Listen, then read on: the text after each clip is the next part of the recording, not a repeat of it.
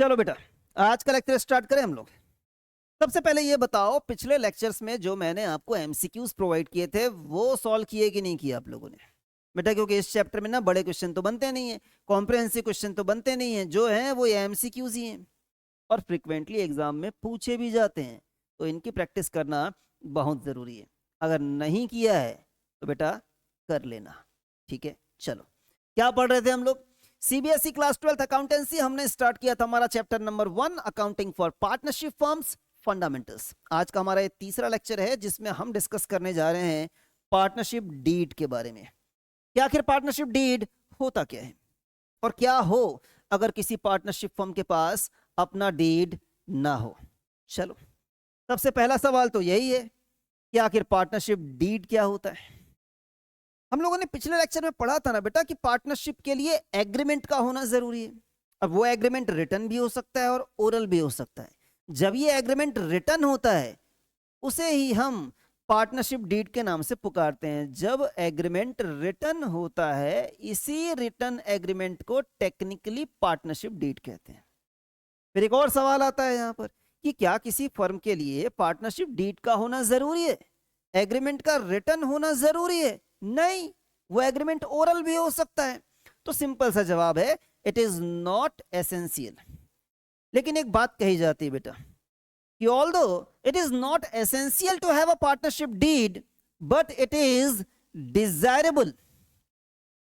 ये कहा जाता है कि होना चाहिए आपके पास, क्योंकि इसका एक बहुत बड़ा बेनिफिट है।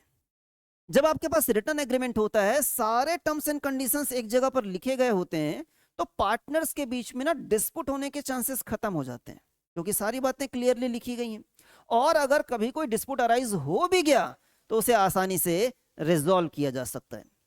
तो इंपॉर्टेंट बात ध्यान रखिएगा कि it is not essential to have a partnership deed but it is desirable to avoid dispute among partners. एक सिंपल सा क्वेश्चन है बेटा जो आपके एग्जाम में पूछा गया था, इसका सही जवाब आप मुझे नीचे कमेंट में लिखकर बताएंगे। एक और क्वेश्चन है, ये क्वेश्चन ना बेटा 2020 में आपके एग्जाम में पूछा गया था। इतना सिंपल है, इतना सिंपल है, मैं क्या बताऊं ये क्वेश्चन कितना सिंपल है, लेकिन बावजूद इसके 80% स्टूडेंट्स ने इसका जवाब गलत किया। आप एक काम कीजिए, ये वीडियो यहीं पॉज कीजिए और सबसे पहले ना इसका एक सही जवाब आप निकालने की कोशिश कीजिए। उसके बाद फिर मैं समझाता हूं कि एग्जैक्टली इसका आंसर क्या है और कैसा है। पहले आप बनाइए, वीडियो अभी पॉज कीजिए। चलिए, उम्मीद करता हूं कि आपने वीडियो पॉज किया होगा और सही जवाब आपने निकालने की कोशिश की होगी। मोस्ट ऑफ द स्टूडेंट्स या तो ऑप्शन ए टिक करते हैं या ऑप्शन सी टिक करते हैं। देखो, बी तो किसी का आता नहीं है, डी किसी का आता नहीं है, वो आंसर गलत भी है। अब मैं यहां पर आपको बताता हूं कि स्टूडेंट की थॉट प्रोसेस क्या होती है। ए और बी दो पार्टनर हैं, एक ने 80,000 लगाया, दूसरे ने 40,000 लगाया। तो हम ये सोचते हैं कि जिसने ज्यादा पैसा लगाया है उसे प्रॉफिट में से ज्यादा हिस्सा मिलना चाहिए, और जिसने कम प्रॉफिट लगा सॉरी जिसने कम कैपिटल लगाया है उसे प्रॉफिट में से कम हिस्सा मिलना चाहिए। तो बच्चा क्या करता है, गणित लगाता है, वो इन दोनों का रेशियो निकाल लेता है। वो ये कहता है कि ए ने बी से दुगना पैसा लगाया है, तो इसी रेशियो में प्रॉफिट भी बंटना चाहिए। ए को बी से दुगना प्रॉफिट मिलना चाहिए, तो 30,000 में से 20,000 वो ए को दे देता है और 10,000 वो बी को दे देता है। लेकिन मैं आपको बता दूं, इस तरह से सोचना गलत है। यह बेसिस नहीं होता बेटा प्रॉफिट बांटने का कि जिसने ज्यादा पैसा लगाया है उसे हम ज्यादा प्रॉफिट दे देंगे। नहीं, अगर तुमने ज्यादा पैसा लगाया है तो तुम्हें ज्यादा इंटरेस्ट मिलेगा, इंटरेस्ट ऑन कैपिटल। अगर तुमने कम पैसा लगाया है तो तुम्हें कम इंटरेस्ट ऑन कैपिटल मिलेगा। इंटरेस्ट ऑन कैपिटल कम या ज्यादा मिलेगा, लेकिन प्रॉफिट कम या ज्यादा मिलेगा ये कैपिटल के ऊपर डिपेंड नहीं करता है, वो किसी और फैक्टर के ऊपर डिपेंड करता है। किसके ऊपर? वो डिपेंड करता है प्रॉफिट शेयरिंग रेशियो के ऊपर। सर, अब ये प्रॉफिट शेयरिंग रेशियो क्या होता है? जब पार्टनरशिप फर्म फॉर्म हो रही होती है, एट दैट टाइम पार्टनर्स आपस में म्यूचुअली एग्री करते हैं कि भाई कल के डेट में पार्टनरशिप फर्म को फायदा होगा तो फायदा हम कैसे बांटेंगे। जैसे उन्होंने आपस में एग्री कर लिया कि हम बराबर बराबर बांटेंगे, तो लो हो गया आपका प्रॉफिट शेयरिंग रेशियो 1:1। तो जब वो लोग पार्टनरशिप डीड बनाते हैं ना, तो डीड में लिख देते हैं कि हम प्रॉफिट बराबर बराबर बांटेंगे, 1:1 में बांटेंगे। या हो सकता है कि कोई और रेशियो उन्होंने तय किया हो सकता है कि उन्होंने डिसाइड किया हो कि हम प्रॉफिट बांटेंगे 3:2 में। अगर आपके बीच में ऐसा म्यूचुअली एग्रीड है तो पार्टनरशिप डीड में लिख दीजिए कि आप प्रॉफिट 3:2 में बांटेंगे। तो हम क्या करते हैं बेटा, प्रॉफिट बांटने के लिए ना पार्टनरशिप डीड की शरण में जाते हैं और पार्टनरशिप डीड को गो थ्रू करते हैं और देखते हैं कि वहां पर प्रॉफिट शेयरिंग रेशियो क्या दिया हुआ है, और जो प्रॉफिट शेयरिंग रेशियो वहां पर लिखा गया होता है उस रेशियो में हम बांट देते हैं।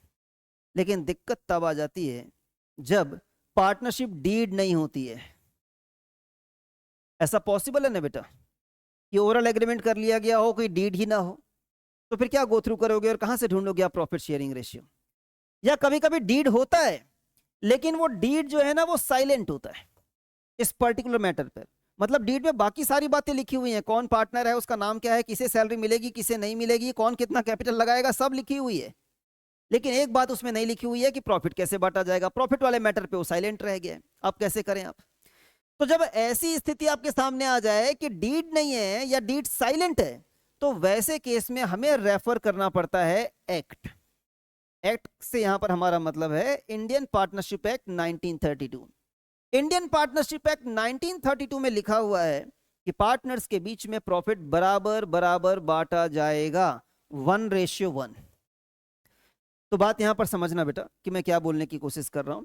अगर कभी आपको प्रॉफिट शेयरिंग रेशियो पता लगाना है कि प्रॉफिट शेयरिंग रेशियो क्या है, तो फर्स्ट प्रायोरिटी में आप जाएंगे डीड के पास। डीड में जो लिखा है आपको वही फॉलो करना है। लेकिन अगर डीड ना हो या डीड साइलेंट हो तो मजबूरी में आपको जाना है एक्ट के पास, और एक्ट में जो रेशियो लिखा हुआ है वो है 1:1। ये बात मैंने यहां पर आपको लिख कर दी है, आप समझ सकते हैं कि what if there is no deed, या डीड है लेकिन वो किसी पर्टिकुलर मामले पर साइलेंट है, तो वैसे केस में हम एक्ट की शरण में जाते हैं और वहां जो प्रोविजंस लिखे गए होते हैं उसे एक्सेप्ट कर लेते हैं। जैसे कि प्रॉफिट शेयरिंग रेशियो के मामले में, प्रॉफिट शेयरिंग रेशियो के मामले में अगर डीड नहीं है या डीड साइलेंट है तो हम जाते हैं एक्ट के पास, और एक्ट कहता है कि प्रॉफिट आपको इक्वली डिस्ट्रीब्यूट करना है। अब हम अपने क्वेश्चन पे आ जाते हैं। इस क्वेश्चन को दोबारा एक बार पढ़िए और देखकर मुझे बताइए क्या कहीं पर प्रॉफिट शेयरिंग रेशियो दिया हुआ है? नहीं दिया हुआ है।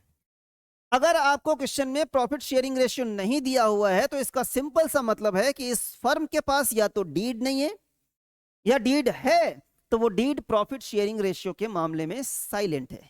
तो ऐसे केस में आपको रेफर करना होगा provisions of Indian partnership act 1932, जो कि कहता है कि प्रॉफिट्स आपको इक्वली डिस्ट्रीब्यूट करना है। तो बेटा 20,000 10,000 नहीं आएगा, 30,000 दोनों के बीच में बराबर बराबर बटेगा, 15,000 और 15,000। तो यहां पर ए ऑप्शन करेक्ट नहीं था, यहां पर सी ऑप्शन करेक्ट है।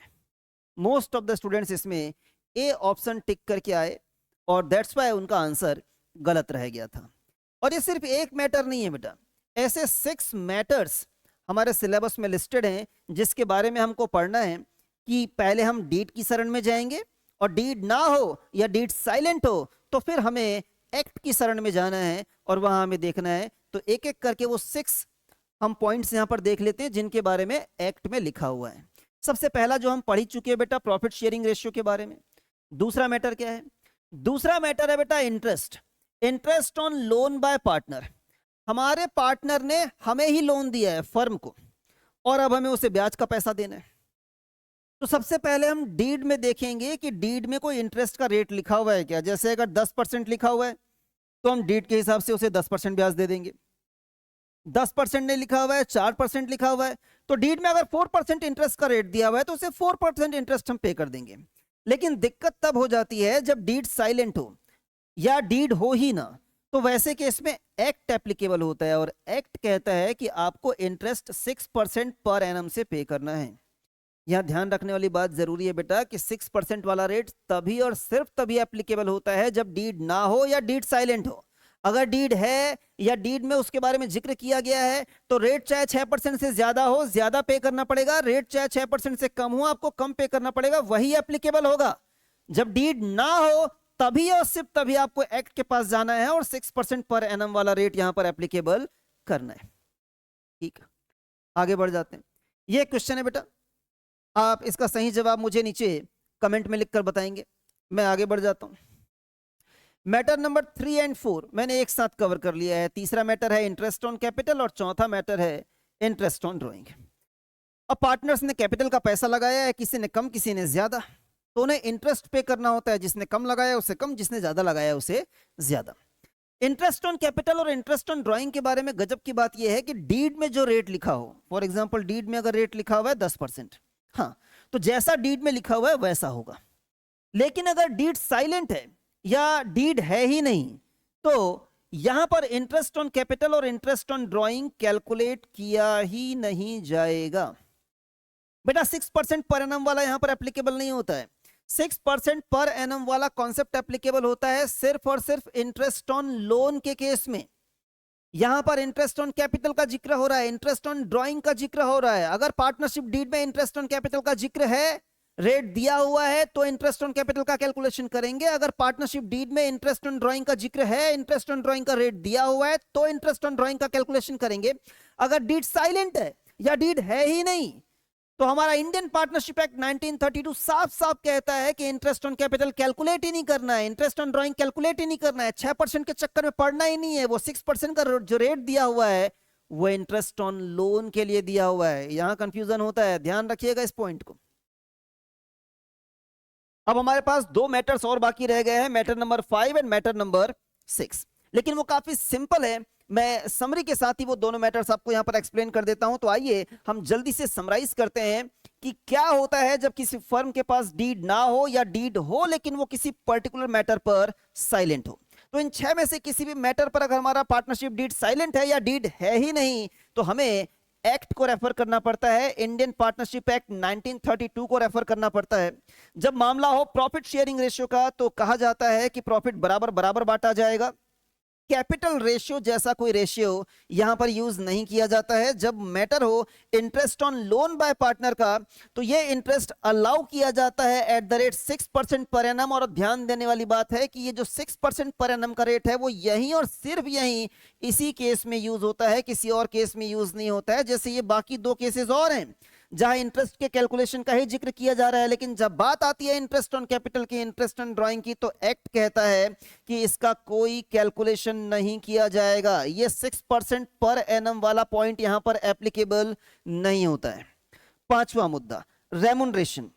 जब पार्टनर अपने ही पार्टनरशिप फर्म में मेहनत करता है, एक पार्टनर है, 3 पार्टनर है किसी पार्टनरशिप फर्म में, मान लेते हैं ए बी सी। ए सुबह से लेकर शाम तक का समय फर्म में देता है, बी जो है वो सामान बेचने के लिए मेहनत करता है, और सी ना समय देता है ना सामान बेचने में मेहनत करता है। तो ए जो सुबह से लेकर शाम तक का अपना समय पार्टनरशिप फर्म में लगा रहा है उसे बदले में सैलरी दी जाती है। बी जो सामान बेचने में मदद कर रहा है उसे जितना सामान वो बेच देता है उसके बदले में उसे कमीशन दिया जाता है। और सी चूंकि उसने मेहनत ही नहीं की उसको ना सैलरी दिया जाएगा ना कमीशन दिया जाएगा। लेकिन ये सैलरी, ये कमीशन जिसे ज्वाइंटली हम रेमुनरेशन के नाम से पुकारते हैं, वो तभी और सिर्फ तभी पे किया जाता है जब इसका जिक्र पार्टनरशिप डीड में हो। अगर आपके पास डीड नहीं है या डीड है लेकिन वो सैलरी या कमीशन के बारे में साइलेंट है तो किसी पार्टनर को कोई सैलरी कोई कमीशन नहीं दिया जाएगा। ऐसा इंडियन पार्टनरशिप एक्ट 1932 में लिखा हुआ है। नेक्स्ट, आप अपने पार्टनरशिप फर्म में एक नए पार्टनर को एडमिट करना चाहते हैं तो इंडियन पार्टनरशिप एक्ट 1932 साफ साफ कहता है जब तक सारे के सारे पार्टनर राजी ना हो जाएं किसी नए बंदे को पार्टनरशिप फर्म में एडमिट नहीं किया जा सकता। अगर पहले से फर्म में 3 पार्टनर हैं, ए बी और सी, और चौथे पार्टनर को एडमिट करना चाहते हैं तो जब तक तीनों के तीनों राजी ना हो जाएं तब तक किसी नए पार्टनर को फर्म में एडमिट नहीं किया जा सकता। That's it. आज इस लेक्चर में हम इतना ही करते हैं बेटा। नेक्स्ट लेक्चर में मिलेंगे तो आगे का टॉपिक हम कंटिन्यू करेंगे। तब तक पढ़ते रहो, बढ़ते रहो।